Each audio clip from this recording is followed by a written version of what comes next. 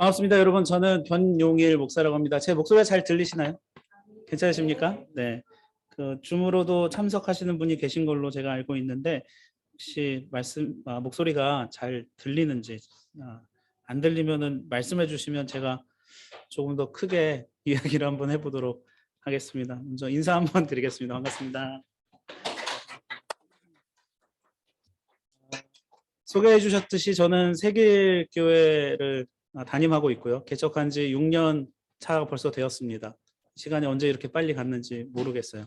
그 전에는 시드니에서 11년간 교회에서 부교육자 사역을 했고요. 또 뭐 코스타 등 기타 단체에서도 많은 사역들을 했습니다.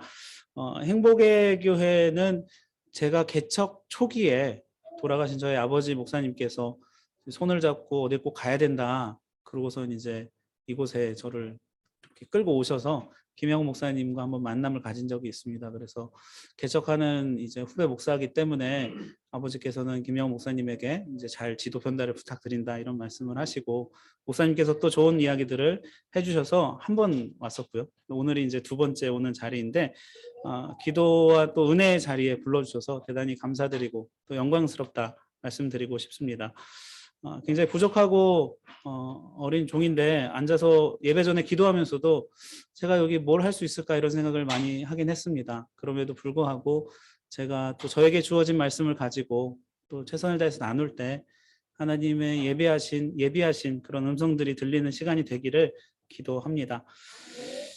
자, 오늘은 믿음의 발걸음이라는 좀 거창한 제목을 준비해 보았습니다. 본문은 여러분들이 익숙히 잘 아시는 내용일 거예요. 오늘도 주보에 보니까 허대원 전도사님께서 굉장히 훌륭한 설교문을 잘 작성을 해주셨습니다. 그래서 사실은 주보만 읽어도 충분히 되지 않을까 이런 생각을 저는 많이 들었는데요. 대단히 감사드리고요. 그만큼 이제 본문만 이야기해도 여러분들 이미 이게 설교가 어떤 설교겠구나라는 걸 예상이 가능하실지도 모르겠어요. 그럼에도 불구하고 하나님의 말씀은 언제나 우리에게 날마다 새로운 거 아니겠습니까? 지금 이 순간 저와 여러분에게 어떤 의미로 이 말씀이 주어지는지 한번 궁금증을 가지고 같이 말씀을 나눠 보았으면 좋겠습니다. 창세기 12장 말씀에 보면 하나님께서 인간인 아브라함에게 나타나셔서 예전 번역 본토 친척 아비집을 떠나라 이렇게 명령을 하시죠. 이것은 아브라함에게 굉장히 어려운 요구였습니다.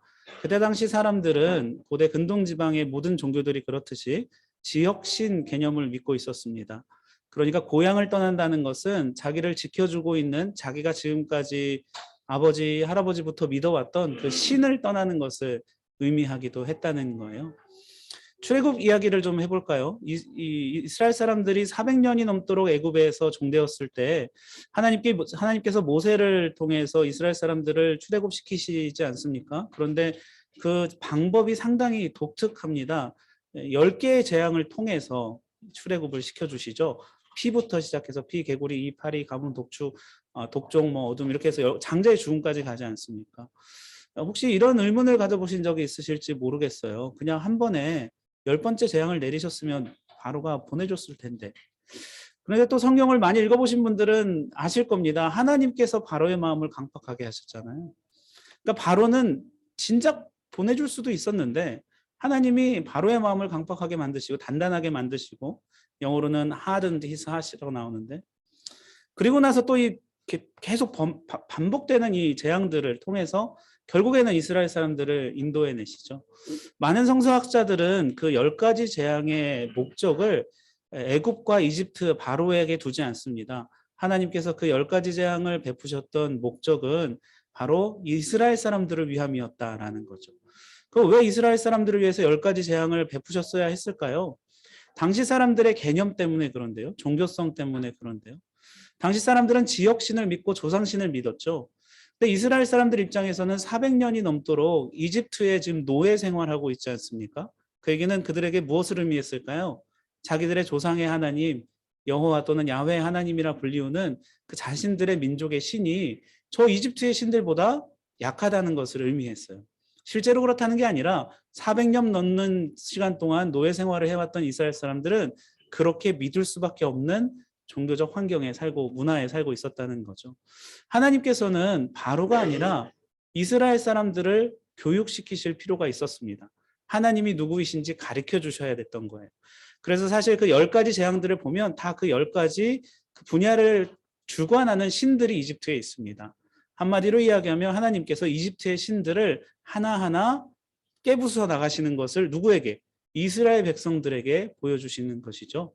이 마지막 장자의 죽음, 그러니까 생명과 죽음을 주장하는 이집트의 신도 이 유대인들의 하나님에게는 이길 수가 없구나라는 걸 물론 이집트 사람들도 깨달았지만 제일 크게 깨달은 사람은 누굽니까? 이스라엘 사람들이죠. 마찬가지로 하나님께서 10개나 해당하는 재앙을 보여서 가르쳐 주셨어도 나오고 나면 또 어때요? 하나님이 어떤 하나님이신지 사람들이 잊어버리죠. 우리 하나님이 얼마나 위대하신 분인지 말이죠. 그만큼 사람들이 가지고 있던 이 지역신과 조상신에 대한 개념은 강력했습니다. 자, 아브라함으로 돌아와 볼까요? 아브라함에게도 마찬가지였을 거예요. 어떤 하나님이 나타나서 떠나라라고 명령을 하셨는데 그 얘기만 듣고 나가는 것은 자살 행위와 다름이 없죠. 본문 여기 그 쉼터에도 비슷한 내용들이 기록되어져 있는데요. 상당히 무리한 요구였습니다. 아브라함의 마음은 어땠을까요? 하나님이 아브라함에게 나타나셔서 본토 친척 아비지를 떠나라라고 말씀하셨을 때 아브라함은 그 이야기가 한 번에 믿어졌을까요? 우리는 믿음을 이야기하면 언제나 아브라함을 이야기하고 아브라함을 이야기하면 언제나 믿음의 조상이라고 이야기합니다. 하지만 아브라함의 행적을 살펴보면 아브라함의 믿음이 어떤 종류의 믿음이었는지를 또 알 수 있게 돼요. 흔히 우리가 쉽게 오해하는 것들 중에 하나가 믿음은 확신이다라는 오해인데요. 믿음은 확신일까요? 아브라함의 믿음을 보면 아브라함은 상당히 오랜 시간 동안 두려워하거나 흔들리는 모습을 보입니다. 사실 이 장면 이후에도 아브라함은 믿음의 선택을 했지만 또 아내 문제로 거짓말을 계속하게 되고 자녀를 주신다는 약속을 또 신뢰하지 못하죠. 특히 아들을 주시겠다는 약속에 대해서 하나님과 나눈 대화들을 보면 가관입니다. 아브라함은 하나님께 계속 증거를 요구해요. 하나님, 그 언약을 제가 어떻게 믿을 수 있습니까? 지금 저는 자식이 없는데요. 이스마엘 하나밖에 없지 않습니까? 이대로 가다가는 저는 자식이 없이 죽을 겁니다. 하나님, 제가 하나님의 그 언약을 어떻게 신뢰할 수 있습니까? 이런 식으로 아브라함은 하나님께 종종 증거를 요구하기도 합니다. 사실 증거를 요구한다는 것은 우리 입장에선 믿음의 정반대 개념과 행위라고도 볼 수 있겠죠. 아브라함은 두려워함이 없는 믿음을 가졌을까요? 아브라함은 흑암의 두려움에 휩싸였다, 이런 표현도 나오고요. 아브라함은 자기가 죽임을 당할까 봐 두려워해서 2번이나 같은 거짓말을 하기도 합니다. 그래서 많은 사람들에게 피해를 입히기도 하죠. 그러면 아브라함은 도대체 어떻게 믿음의 조상이 될 수 있었고 아브라함의 믿음은 어떤 믿음이었을까요? 저는 아브라함이 단호하고 확실하며 흔들리지 않는 믿음의 소유자였다고 보기는 어렵다고 생각합니다. 물론 그의 믿음의 최종 버전은 그랬겠죠. 이삭을 드릴 때쯤 돼서는 말이죠. 하지만 하나님께서 이스라엘 백성들에게 10가지 재앙을 다 고루 가르쳐 주시고 나서도 마라의 쓴물부터 광야의 수많은 기적들을 통해서 반복적으로 그들에게 하나님이 누구신지를 가르쳐 주셨어야 했던 것과 같이 아브라함 또한 처음부터 완성형 믿음의 소유자가 아니었다는 겁니다. 그는 계속적으로 반복되는 두려움과 어두움을 대면했어야만 했고요. 또 거기에서 단호한 믿음이 없을 때, 때로 그의 믿음이 흔들리고 의심이 들 때는 어떻게 했나요? 하나님에게 그대로 그것을 이야기하고 또 때로는 증거를 요구하기까지 하는 모습을 보이기도 했습니다. 자, 이런 아브라함을 우리가 생각해 볼 때 본토 친척 아비집을 떠나는 아브라함의 마음이 어땠을까 한번 예상해 볼 수 있겠죠. 그렇게 쉽지는 않았을 겁니다. 어느 정도 두려움이 있었을 거고요. 또 반신반의하는 마음도 있었을 거예요. 그럼에도 불구하고 아브라함은 결정을 합니다. 자, 이게 중요해요. 아브라함이 두려웠느냐 두려웠지 않았느냐가 중요한 게 아니고 아브라함 마음 안에 의심이 있었느냐 확신이 있었느냐가 중요한 게 아니라 아브라함이 무엇을 결정했느냐가 중요합니다. 흔들림과 두려움 가운데에서도 아브라함은 하나님의 명령에 순종하기로 선택했죠. 그게 아브라함의 결정이고 결국에는 그것이 아브라함의 믿음이었습니다.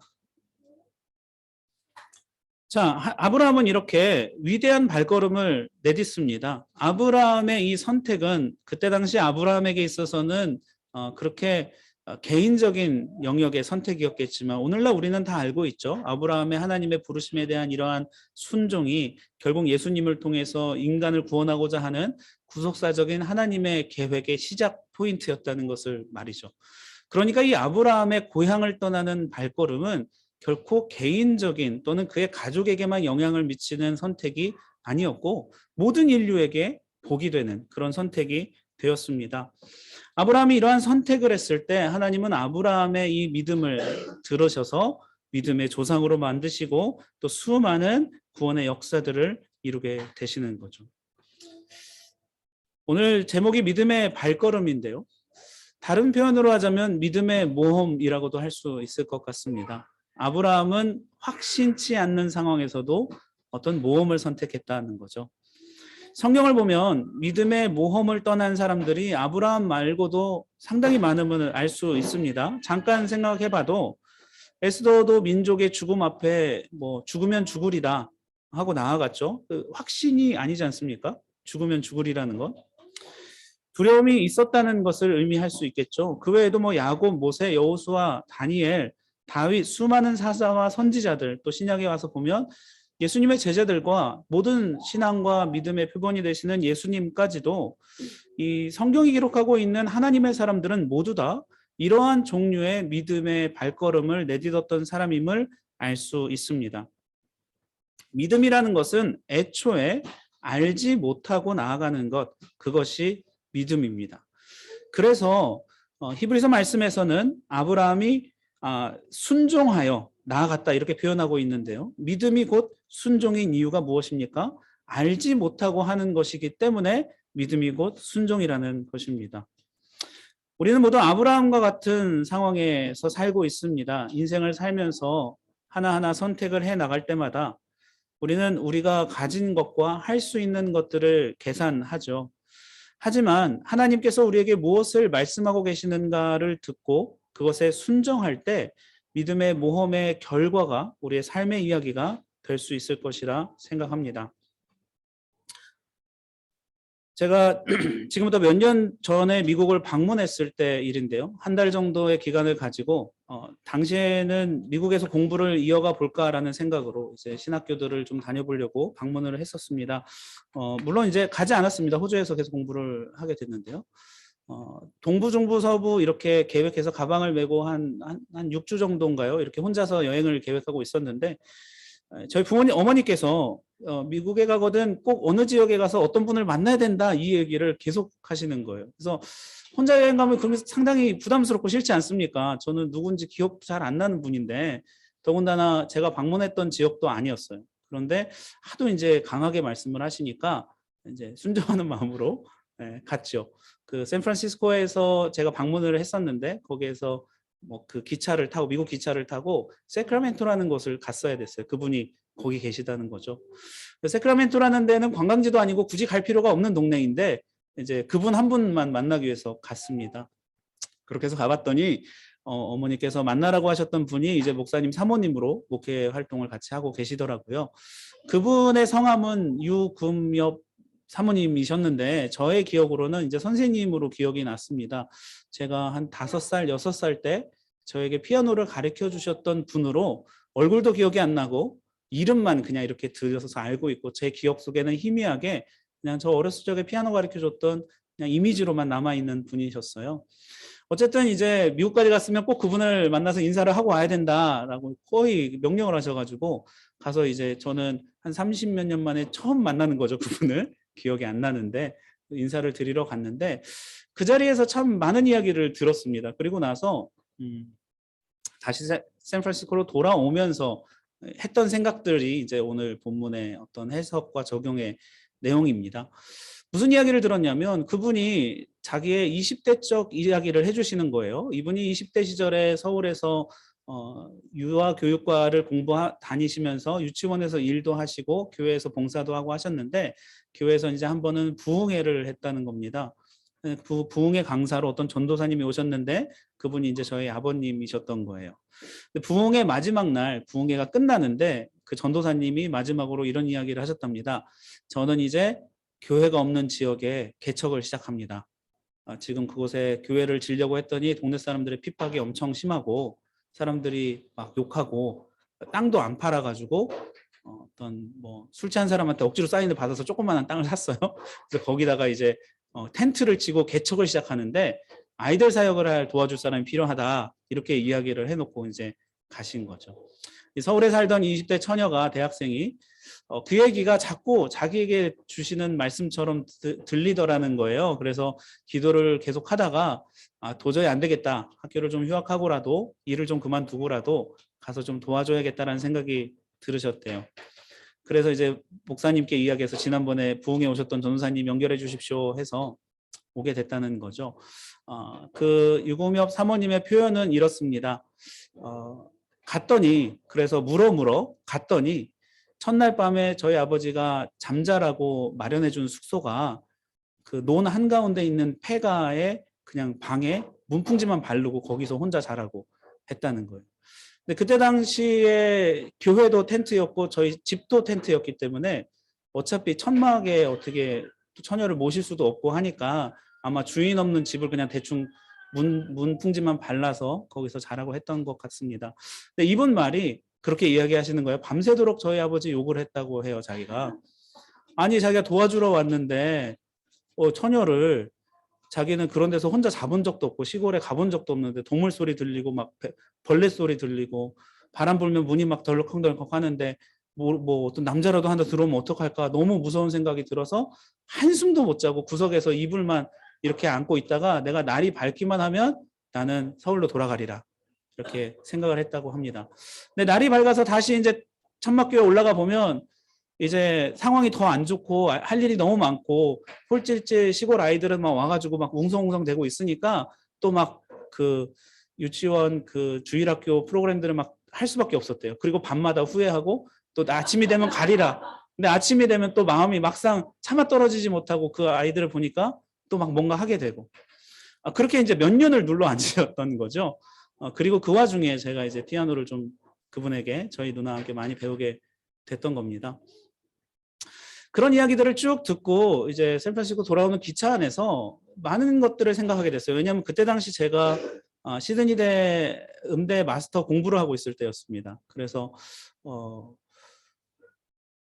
어려서부터 음악을 많이 해왔고 저는 또 그냥 어디에 가든지 항상 음악을 하는 자리에 있었거든요. 그도 그럴 것이 한 5살인가부터 피아노를 배웠기 때문에 뭐 절대음감 같은 것도 이제 생기고 또 악기를 계속 배워왔기 때문에 여러 가지 환경 안에.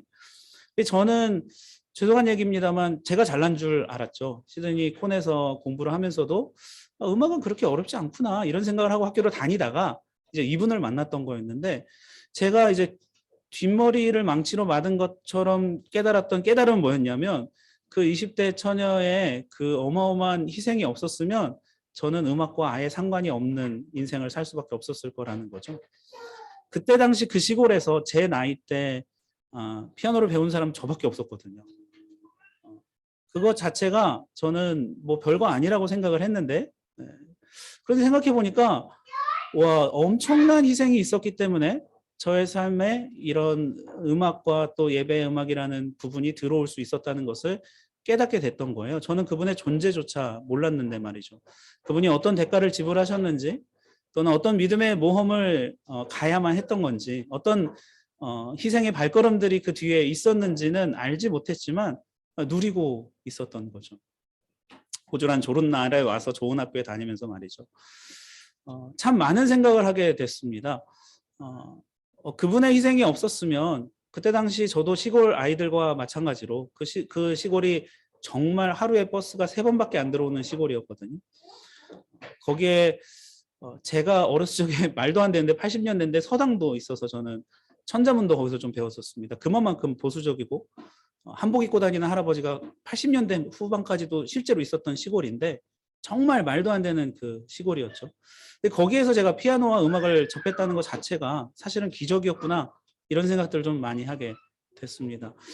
그분의 헌신 물론 그때 당시 개척교회하고 교회가 많이 부흥된 것은 물론 그 한 분의 여자 청년만의 헌신으로 된 것은 아니겠죠. 당연히 저희 부모님도 인생을 걸고 엄청나게 많은 고생을 하셨고 또 많은 씨앗들을 심으셨고 또 그 동네에서 처음 교회에 등록한 성도분들도 많은 핍박을 받으면서도 그것을 이겨내서 결국에는 그 시골 마을이 이제 많이 복음화가 되고 그런 부흥의 기억들을 가지고 있습니다.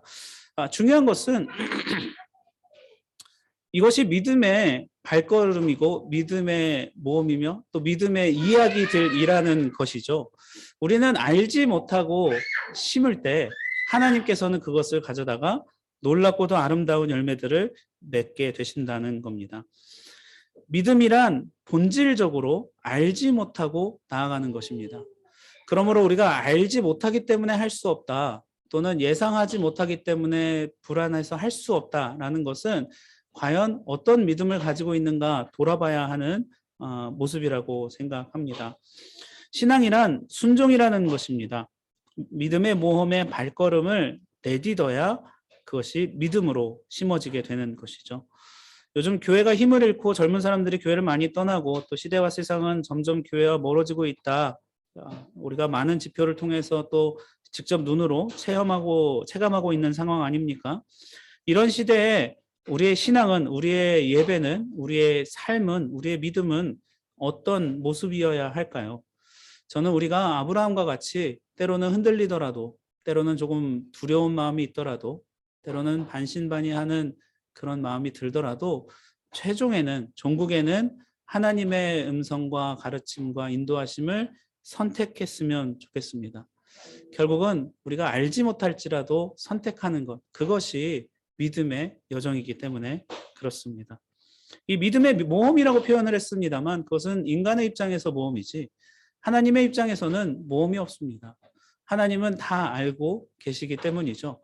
우리가 예상하고 생각한 것보다 훨씬 더 아름답고 풍성한 것들로 이미 준비를 다 해놓고 계신 분이 하나님이시라 믿습니다. 따라서 우리는 정확히 알지 못할지라도 또 이해가 안 되는 상황이라 할지라도 하나님을 신뢰함으로 하나님의 부르심을 지속적으로 선택해 나가는 것, 그것이 오늘 우리와 저와 여러분이 함께 선택해야 하는 믿음의 자세라고 생각합니다. 아브라함의 순종의 한 걸음을 들어서 위대하게 역사하신 하나님의 은혜와 섭리 또 그 축복이 오늘 여러 가지 작은 믿음의 순종들을 결심하고 또 믿음의 발걸음을 내딛기로 다짐하는 이 자리에 계신 여러분들의 삶 가운데 충만하시고 또 이 아름다운 행복한 교회 모든 사역 가운데 넘치는 열매가 있기를 축원드립니다. 제가 기도드리겠습니다. 사랑이 많으신 하나님 아버지, 주어진 말씀을 통해서 아브라함의 믿음, 그의 선택, 그의 삶의 여정을 들여다보았습니다. 때로는 알 수 없었던 목소리와 인도하심도 있고 이해하지 못했던 그런 순간들도 있었지만 그럼에도 한 가지 분명한 것은 아브라함은 계속해서 하나님을 선택했다는 사실입니다. 이러한 믿음의 선택이 오늘 이 자리에 있는 모든 분들에게 또 저에게 함께 할 수 있도록 하나님 우리에게 은혜를 더하여 주시옵소서. 그래서 우리가 계획하고 우리가 예상하는 것과는 비교할 수 없는 놀라우신 하나님의 은혜와 충만하신 사랑과 복이 아주 넘치게 넘쳐나는 모든 삶과 사역이 될 수 있도록 인도하여 주시옵소서. 예수님의 이름으로 기도드립니다. 아멘.